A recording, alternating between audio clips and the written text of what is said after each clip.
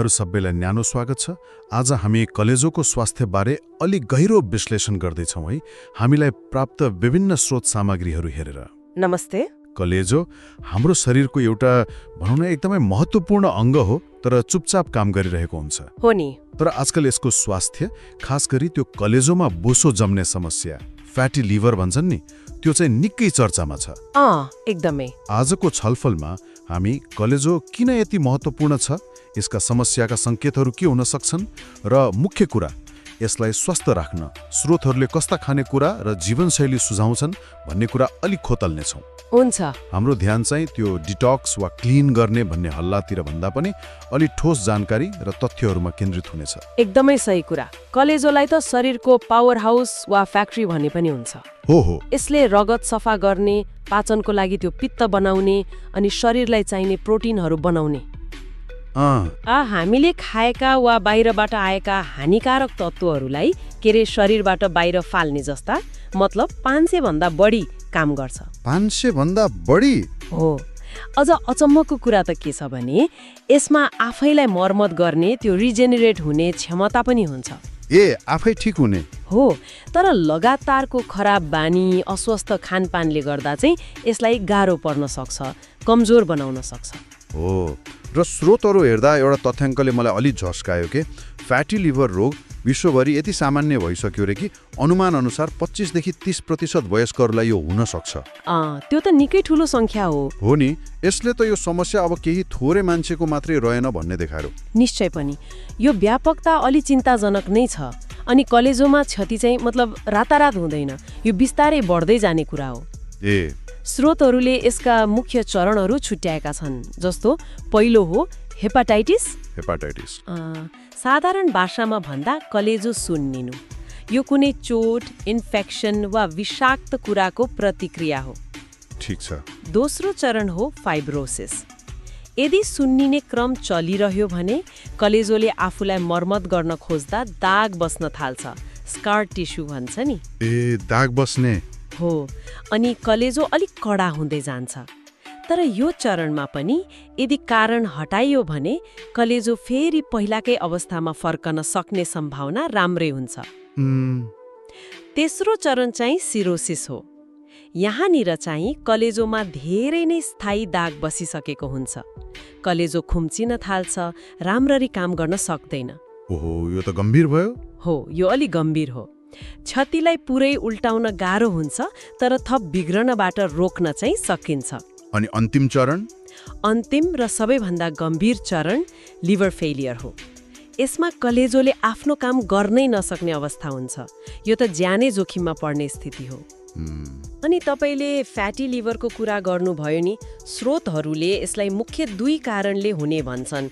एउटा त धेरै रक्सी पिउनाले हुने एल्कोहोल जन्य फ्याटी लिभर रोग, AFLD। अर्को चाहिँ रक्सी बाहेकका कारणले हुने, जसलाई पहिले NAFLD भनिन्थ्यो, गैर अल्कोहोल जन्य। आजकल यसलाई मेटाबोलिक समस्यासँग जोडिएर MASLD भन्न थालिएको छ। MASLD मेटाबोलिक डिस्फङ्क्सन एसोसिएटेड हो, स्टियाटोटिक लिभर डिजिज। यो नामले नै समस्याको जड मेटाबोलिक स्वास्थ्यमा छ भन्ने सङ्केत गर्छ। कारणहरूको कुरा गर्दा रक्सी त AFLD को लागि स्पष्ट भइहाल्यो, तर यो MASLD चाहिँ केले गर्दा हुन्छ त? स्रोतहरू हेर्दा त धेरै कुरा जोडिएको देखियो, होइन र? हो त नि। MASLD का जोखिमहरू धेरै छन् र ती प्राय हाम्रो जीवनशैली र समग्र स्वास्थ्यसँगै जोडिएका छन्। जस्तो स्रोतहरूले भने अनुसार मुख्यतः मोटोपना, खास गरी पेट वरिपरि बोसो जम्नु, पेट लाग्नु हो। अनि टाइप 2 मधुमेह वा त्यो इन्सुलिन प्रतिरोध भन्छ नि, रगतमा चिल्लो पदार्थ गडबड हुनु, जस्तो ट्राइग्लिसराइड्स बढ्नु, राम्रो कोलेस्ट्रल HDL घट्नु, उच्च रक्तचाप, यिनीहरू मेटाबोलिक सिन्ड्रोमका लक्षणहरू जस्तो हो। ठ्याक्कै। यस बाहेक धेरै प्रशोधित खाना, गुलियो पेय पदार्थ, अनि त्यो अस्वस्थ फ्याट, ट्रान्स फ्याटहरू खानु र शारीरिक रूपमा सक्रिय नरहनु पनि महत्त्वपूर्ण कारण हुन्। कहिलेकाहीँ केही औषधि वा वंशानुगत कारणले पनि हुन सक्छ। एउटा डरलाग्दो कुरा चाहिँ के भने धेरै स्रोतहरू भन्छन् कलेजो बिग्रिँदै गर्दा पनि सुरुमा पत्तै नहुन सक्छ रे। हो नि। यसलाई मौन रोग पनि भनिन्छ भन्दा त झन् होशियार हुनुपर्ने रहेछ। तपाईले एकदमै महत्त्वपूर्ण कुरा उठाउनु भयो। हो, कलेजो रोग प्राय चुपचाप बढ्छ। सुरुका चरणमा जस्तो फ्याटी लिभर वा हल्का फाइब्रोसिस हुँदा खासै केही लक्षण नदेख्न सक्छ। जोरी वा पेटको माथिल्लो दाहिने भागमा अलि अप्ठ्यारो भएको जस्तो अस्पष्ट खालको हुन्छ, जसलाई हामीले वास्तै गर्दैनौँ होला। हो, अरू नै कारणले होला भनेर छोडिदिन्छौँ। त्यसो भए कहिले चाहिँ अलि गम्भीर लक्षण देखिन्छ त? कस्तो सङ्केतले चाहिँ अब साँच्चै ध्यान दिनुपर्छ भन्ने हुन्छ? जब कलेजोको क्षति अलि बढ्दै जान्छ, खास गरी सिरोसिसको चरणतिर पुग्न थालेपछि लक्षणहरू अलि प्रष्ट देखिन थाल्छन्। जस्तै स्रोतहरूमा भने अनुसार भोक एकदमै कम लाग्नु, खासै कारण बिना तौल घट्नु, छाला र आँखा पहेँलो हुनु जसलाई जन्डिस भनिन्छ, जन्डिस, पेट फुल्नु, खुट्टाहरू सुन्निनु, छाला एकदमै चिलाउने पनि हो, पिसाब गाँडा चिया जस्तो हुनु, दिशा चाहिँ फिक्का माटो जस्तो हुनु, अनि सानो चोट लाग्दा पनि निलेराम बस्ने वा रगत बग्ने। कहिलेकाहीँ त व्यवहार वा सोचाइमै परिवर्तन आउन सक्छ, जस्तो धेरै निन्द्रा लाग्ने, अलमल पर्ने, भ्रम हुने, यस्ता लक्षणहरू। अनि स्रोतहरूले केही रेड फ्ल्याग लक्षण पनि भनेका थिए नि, होइन र? ब्रिटिस लिभर ट्रस्टले भने अनुसार रगत बान्ता हुनु हो, त्यो एकदमै खतराको सङ्केत हो। अनि दिशा अलकत्रा जस्तो कालो हुनु, सास फेर्न गाह्रो हुनु, एकदमै धेरै भ्रम वा बेहोसी जस्तो हुनु, वा पहिलो पटक जन्डिस देखिनु, यस्तो भयो भने चाहिँ तुरुन्तै अस्पताल जानुपर्छ। हो, ती अत्यन्तै गम्भीर सङ्केत हुन् र तुरुन्तै डाक्टरको सहायता चाहिन्छ। त्यसैले कलेजो रोगको जोखिममा भएका मान्छेहरू जस्तो मोटोपना, मधुमेह भएका, धेरै रक्सी पिउनेहरूले नियमित स्वास्थ्य जाँच गराइरहनु र कुनै पनि अलि अनौठो लक्षण देखिएमा सल्लाह लिनु एकदम महत्त्वपूर्ण हुन्छ। ल, अब अलिकति सकारात्मक कुरा गरौँ न। कलेजोलाई स्वस्थ राख्न वा भइरहेको क्षतिलाई कम गर्न खानेकुराले कसरी मद्दत गर्न सक्छ? स्रोतहरूमा त थुप्रै खानेकुराको सूची पो रहेछ। छ। यसलाई अलिक केलाएर हेरौँ, तर फेरि पनि यो कुनै जादुई सफाइको सूची त होइन नि, है? बिल्कुल होइन। कलेजो आफैले शरीर सफा र डिटक्सिफाई गर्छ। हामीले खानेकुराबाट त्यसलाई सफा गर्ने होइन कि बरु त्यसलाई पोषण दिएर त्यसको काममा सघाउने हो। सघाउने हो। स्रोतहरूले केही खानेकुरालाई विशेष फाइदाजनक मानेका छन्, किनभने तिनमा भएको तत्त्वहरूले कलेजोमा बोसो जम्न कम गर्ने, सुन्निने प्रक्रिया घटाउने र कलेजोलाई त्यो अक्सिडेटिभ क्षतिबाट बचाउने काम गर्छन्। के हुन् त त्यस्ता खानेकुरा? केही उदाहरण हेरौँ है। कफीले त नराम्रो गर्छ भन्थे त? होइन, अचम्म लाग्न सक्छ, तर धेरै अध्ययनले नियमित कफी पिउँदा कलेजोमा बोसो र त्यो दाग तन्तु फाइब्रोसिस जम्नबाट रोक्न मद्दत पुग्ने देखाएको छ। हो, यसले ग्लुटाथायोन जस्तो महत्त्वपूर्ण एन्टिअक्सिडेन्ट बढाउन पनि सघाउँछ रे। ल, अनि अरू? हरियो चिया, ग्रिन टी, त्यो त सुनेको हो। यसमा भएको क्याटेचिन्स भन्ने एन्टिअक्सिडेन्टले कलेजोको एन्जाइम स्तर सुधार्न र अक्सिडेटिभ तनाव कम गर्न सक्छ, खास गरी NAFL, DMASLD भएकालाई। अनि बेरीहरू र अङ्गुर, ब्लुबेरी, क्रेनबेरी, अङ्गुर, यिनमा शक्तिशाली एन्टिअक्सिडेन्ट हुन्छ जसले कलेजोको कोषलाई बचाउँछ। बेरीहरू त महँगो हुन्छ नि। त्यो त हो, तर अरू पनि छन्, जस्तो बन्दागोबी वर्गका तरकारीहरू, ब्रोकली, काउली, बन्दा। यिनीहरूले कलेजोको त्यो प्राकृतिक डिटक्स प्रक्रियालाई सघाउने र फ्याटी लिभर घटाउन सक्ने केही प्रारम्भिक अनुसन्धानले देखाएको छ। ल, राम्रो। नट्स, खास गरी ओखरमा ओमेगा 3 फ्याटी एसिड, एन्टिअक्सिडेन्ट र भिटामिन ई हुन्छ। यसले कलेजो सुन्निन कम गर्न र समग्र स्वास्थ्य सुधार्न मद्दत गर्छ। चिल्लो माछा नि, साल्मन, सार्डिन जस्ता एकदम महत्त्वपूर्ण। त्यसमा भएको ओमेगा 3 ले कलेजोमा जमेको बोसो घटाउन र रगतमा ट्राइग्लिसराइड्स कम गर्न ठूलो भूमिका खेल्छ। तर यहाँ ओमेगा 3 र ओमेगा 6 को सन्तुलन मिलाउनु पर्छ भन्ने कुरा पनि छ है। त्यो पनि विचार गर्नुपर्ने हो। अनि जैतुनको तेल, एक्स्ट्रा भर्जिन अलिभ ओइल, यसको स्वस्थ फ्याटले कलेजोमा बोसो जम्न कम गर्छ, इन्सुलिन संवेदनशीलता सुधार्छ। यो मेडिटेरेनियन डाइटको मुख्य भाग पनि हो। मेडिट्रेनियन डाइटको त धेरै फाइदा सुनिन्छ। हो नि, अनि लसुन पनि राम्रो। लसुन यसमा भएको सल्फर यौगिकले कलेजोलाई विषालु पदार्थ हटाउन र फ्याट जम्न रोक्न सघाउँछ भन्ने छ। अनि अरू केही सागपात? हो, चुकन्दर, हरियो सागपात, सिट्रस फलहरू जस्तो कागती, सुन्तला, भिटामिन सी को लागि, अनि बेसार त हाम्रो भान्सामा भइहाल्छ। हो, त्यसमा भएको कर्क्युमिनले सुन्निन कम गर्छ। यी सबै कलेजोको लागि फाइदाजनक मानिन्छन्। यी खानेकुराहरू हेर्दा त धेरै जसो प्राकृतिक, प्रशोधन नगरिएका पोषक तत्त्वले भरिएका रहेछन्। हो, यसको मतलब केही खानेकुराहरूबाट चाहिँ टाढै बस्नु पनि उत्तिकै महत्त्वपूर्ण होला नि त। अवश्य, कलेजोलाई स्वस्थ राख्न जति राम्रो कुरा खानु जरुरी छ, त्यति नै हानिकारक कुराबाट बच्नु पनि महत्त्वपूर्ण छ। केबाट बस्नु पर्यो त? स्रोतहरूले विशेष गरी धेरै चिनी, खास गरी त्यो फ्रुक्टोज जुन गुलियो पेय पदार्थ र प्याकेटका खानामा हुन्छ नि, कोक, फ्यान्टा, जुसहरू। हो, अनि ट्रान्स फ्याट र स्याचुरेटेड फ्याट जुन तारेको, भुटेको जङ्क फुड, रातो मासुमा बढी हुन्छ। मोमो, चाउमिन, पिज्जा। प्रशोधित कार्बोहाइड्रेट जस्तो मैदाका परिकार, धेरै नुन भएको खाना, यिनीहरू कम गर्नुपर्छ। अनि रक्सी त छँदैछ। हो, रक्सीको सेवन सीमित गर्ने वा पुरै बन्द गर्ने, खास गरी एएफएलडी छ भने त बन्दै गर्नुपर्छ। ठिक छ। त्यसो भए यी सबै कुराको निचोड के हो त?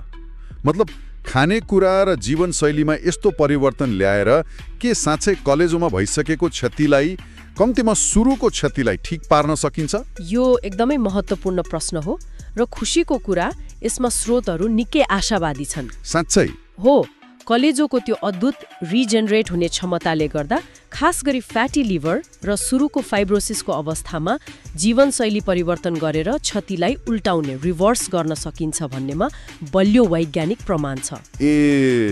Baler, Scott and White, Health Direct Australia, Cleveland Clinic जस्ता विश्वसनीय संस्थाहरूले यो कुरा भनेका छन्। भर्खरै युनिभर्सिटी अफ मिजोरीको एउटा अध्ययनले त खानपान सुधार र त्यो HIIT भन्छ नि, हाई इन्टेन्सिटी व्यायामले, HIIT हो, त्यसले MASLD को अलि गम्भीर रूप म्याशलाई पनि निकै सुधार्न सकेको देखायो। वाह, यो त निकै उत्साहजनक कुरा भयो नि। त्यसो भए ती मुख्य जीवनशैली परिवर्तन के हुन् त, जसमा सबै स्रोतहरूले जोड दिएका छन्? लगभग सबै स्रोतहरूले एकमतले जोड दिएका सबैभन्दा प्रभावकारी उपायहरू चाहिँ यस्ता छन्। पहिलो, तौल घटाउने। तौल घटाउने? हो, यदि तौल बढी छ भने शरीरको तौलको 5 देखि 10% मात्रै घटाउँदा पनि कलेजोको बोसो र सुन्निनमा ठूलो सुधार आउँछ, तर बिस्तारै र स्वस्थ तरिकाले घटाउनु पर्यो। दोस्रो, नियमित शारीरिक व्यायाम। हप्तामा कम्तीमा 150 मिनेट मध्यम गतिको एरोबिक व्यायाम जस्तो छिटो हिँड्ने, दौड्ने, साइकल चलाउने, पौडी खेल्ने। 150 मिनेट? हो, हप्तामा? हो, यसमा मांसपेशी बलियो बनाउने व्यायाम थप्न सके झनै राम्रो। र खानपान? तेस्रो, त्यही स्वस्थ र सन्तुलित आहार, फलफुल, तरकारी, गेडागोडी, होल ग्रेन, चिल्लो माछा, नट्स, जैतुनको तेल जस्ता कुरामा जोड दिने। मेडिटेरियन डाइट राम्रो उदाहरण हो। बुलियो, प्याकेटको खाना, अस्वस्थ फ्याट कम गर्ने। र रक्सी? चौथो, रक्सीबाट टाढा रहने। एएफएलडी छ भने त पुरै बन्द। MASLDमा पनि सकेसम्म नपिउनु वा एकदमै कम गर्नु राम्रो। अरू केही छ? पाँचौं, अरू स्वास्थ्य अवस्था छन् भने तिनलाई नियन्त्रणमा राख्ने, जस्तो मधुमेह, उच्च कोलेस्ट्रोल, उच्च रक्तचाप। हो, ती पनि त जोडिएका हुन्छन्। हो नि। अनि छैटौं, हेपाटाइटिस B, C जस्ता संक्रमणबाट बच्न खोप लिने, सुरक्षित व्यवहार अपनाउने। आजकल बजारमा लिभर डिटक्स, कलेजो सफा गर्ने, चिया, जुस, पिल्स भनेर कति धेरै थरीका उत्पादनहरू देखिन्छन् नि। देखिन्छन्। यिनीहरूले साँच्चै कलेजो सफा गर्छन् त? के भन्छन् स्रोतहरूले यसबारे? यो एकदमै चलेको भ्रम हो, तर वैज्ञानिक हिसाबले हेर्दा कलेजो सफा गर्ने वा डिटक्स गर्ने भन्ने सोच नै गलत छ। कसरी? हाम्रो कलेजो आफैमा प्राकृतिक डिटक्सिफायर हो। यसलाई बाहिरबाट सफा गरिरहनु पर्दैन। वेबएमडी जस्ता स्रोतहरू र अरू वैज्ञानिक समुदायले पनि के भनेका छन् भने बजारमा पाइने धेरै जसो लिभर डिटक्स उत्पादनहरूको फाइदा पुष्टि गर्ने कुनै भरपर्दो वैज्ञानिक प्रमाण प्रमाणै छैन। उल्टै केही हर्बल सप्लिमेन्ट जस्तो धेरै मात्रामा लिएको ग्रीन टी एक्स्ट्र्याक्ट वा अरू जडीबुटीले कलेजोलाई फाइदा होइन हानि पुर्याउन सक्ने जोखिम हुन्छ। ओहो। अनि कफी एनेमा जस्ता केही एकदमै चर्का डिटक्स विधि त खतरनाक र ज्यानै जोखिममा पार्ने खालका पनि हुन सक्छन्। बापरे। एउटा अध्ययन थियो गाइडेड मेटाबोलिक डिटक्सिफिकेसन प्रोग्राम बारे।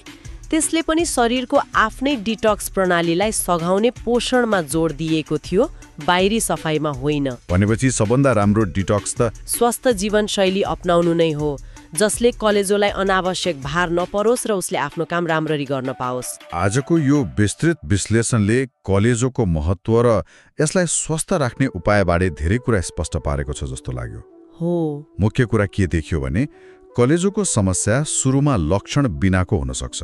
त्यसैले जोखिम छ भने सचेत हुनु र नियमित जाँच गराउनु महत्त्वपूर्ण रहेछ। एकदमै। अनि त्यो आकर्षक विज्ञापनको पछि लागेर अप्रमाणित डिटक्स विधि अपनाउनु भन्दा दिगो र प्रमाणमा आधारित जीवनशैली परिवर्तन जस्तो सन्तुलित खाना, नियमित व्यायाम, तौल नियन्त्रण र रक्सीबाट टाढा रहने नै कलेजोलाई माया गर्ने र स्वस्थ राख्ने सबभन्दा राम्रो तरिका हो। एकदम सही भन्नुभयो। र अन्तमा श्रोताहरूलाई सोच्नको लागि एउटा प्रश्न छोडौँ। के हुन्छ? के प्रश्न? हामीले कलेजोको त्यो अद्भुत सहनशीलता र आफैलाई निको पार्ने क्षमताको कुरा गर्यौं, तर अर्कोतिर हाम्रो आधुनिक जीवनशैली, दौडधोप, खानपानको गडबडीले यसमाथि कति धेरै बोझ थपिरहेका छौं भन्ने पनि महसुस गर्यौं होला। त्यो त हो। यी दुवै कुरालाई विचार गर्दा आफ्नो कलेजोको दीर्घकालीन स्वास्थ्यलाई ध्यानमा राखेर आज हामीले छलफल गरेका ठूला परिवर्तन वा विशेष खानेकुरा बाहेक आफ्नो दैनिकीमा तुरन्तै सुरु गर्न सकिने र निरन्तरता दिन सकिने एउटा सानो व्यावहारिक कदम के हुन सक्ला? एउटा सानो कदम हो, सानो तर निरन्तर गर्न सकिने। सायद त्यो हरेक पटक खाना खाँदा एक गाँस बढी तरकारी थप्नु पो हो कि, वा हप्तामा एक दिन मात्रै भए पनि गुलियो पेय पदार्थ नपिउनु पो हो कि। सानो कदमले पनि ठूलो फरक पार्न सक्छ नि। निकै विचारणीय प्रश्न, साँच्चै सोच्नुपर्ने कुरा। यो गहिरो विश्लेषणमा साथ दिनुभएकोमा यहाँहरूलाई धेरै धेरै धन्यवाद। आशा छ आजको छलफल जानकारीमूलक रह्यो। धन्यवाद। स्वास्थ्य र जीवनशैलीका यस्तै अन्य विषयहरूमा गरिएका विश्लेषण र छलफलहरूका लागि हाम्रा अन्य प्रस्तुतिहरू पनि अवश्य हेर्नुहोला। स्वस्थ रहनुहोस्, आफ्नो ख्याल राख्नुहोस्।